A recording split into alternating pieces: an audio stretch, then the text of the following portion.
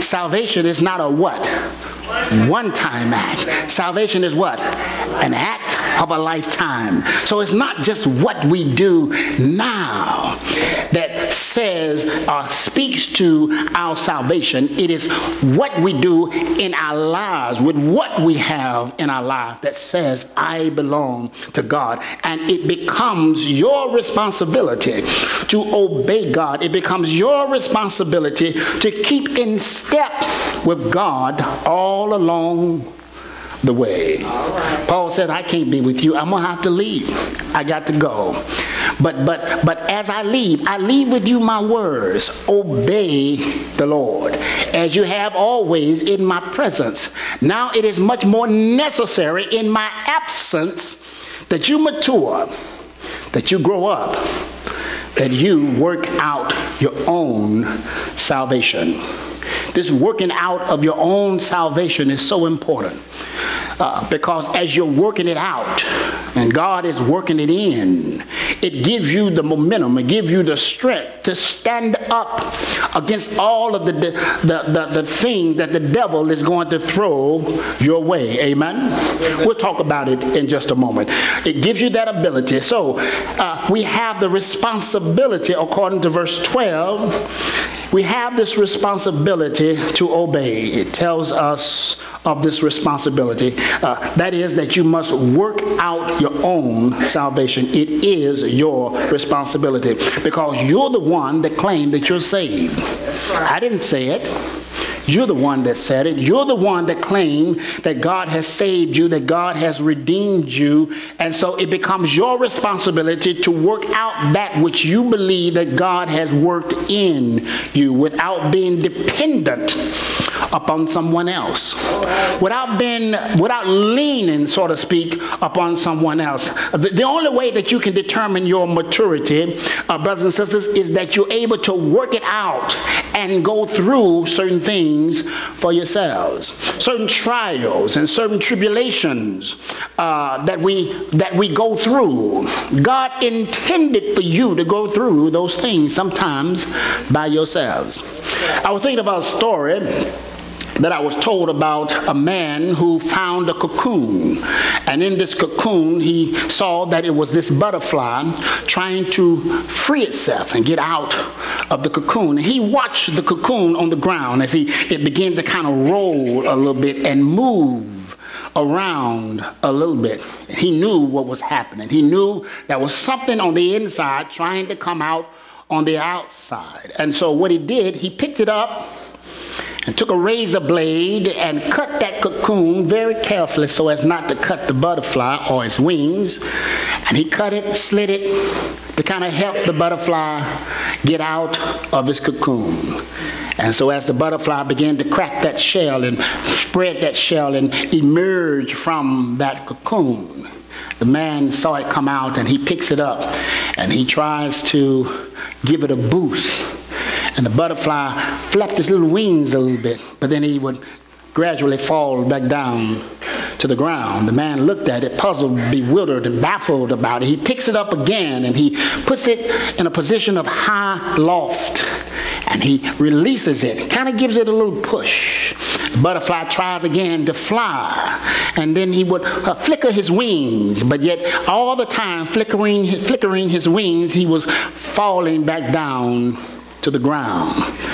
The man walked away from it and raised this conversation with a friend of his and told him, you know, I saw this butterfly. I was trying to get out of this cocoon and I thought I would help it out. I took a blade and I cut it, released the butterfly, lifted it high so that it can fly, but it wouldn't fly. I couldn't understand that. Something must have been wrong with that butterfly. The man said, no, nothing was wrong with the butterfly.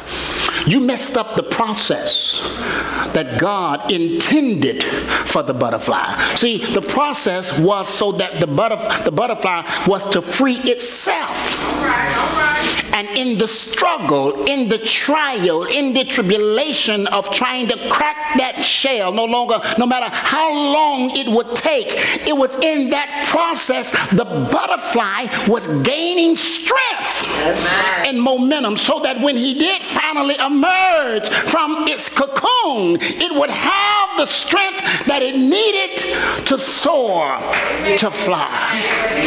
Some of the problems we have, some of the trials we have, some of the tribulations that we go through, God intended it so that we will have the strength that we need, so when the trial is over, we can soar like an eagle.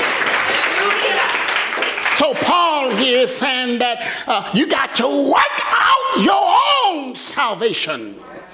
You got to work it out. You got to work it out, and you got to work at it, and you got to work at it, and you got to work at it. Work it out becomes the responsibility that we have in terms of obeying God. You see, brothers and sisters, if we can't work out something that has not been worked in. God works it in you when you get saved, when you give him your heart. He puts eternity down in your heart. He puts this spirit down in your heart, this desire to want to live for him, to run for him, to do things for him. God puts it down in your heart.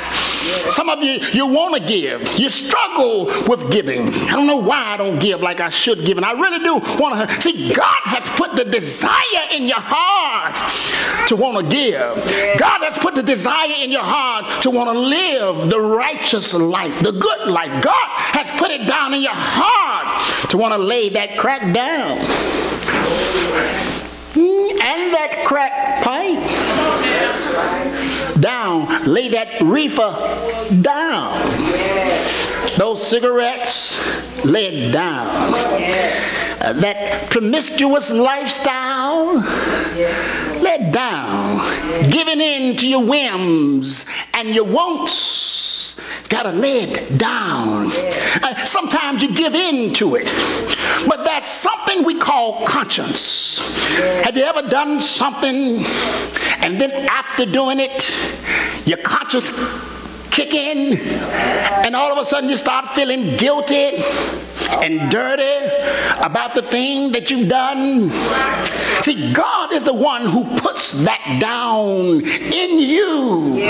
And he says to you, whatever the vice is about your life, the thing that's holding you down, the thing that's holding you back, you got to work it out. Work out your salvation. I know you're not perfect. I know you got problems. I know you got situations and circumstances. You got things you got to deal with it. But that's why I've given you your life. Yes, Lord. To work it out. Yes, work it out. The thing that we do, sometimes we give in to the enemy. All right. We give in to our vices. We give in to our weaknesses, when what God is hoping and desiring is that we will work through the tough skin of the things that's holding us down. Yes, like the butterfly.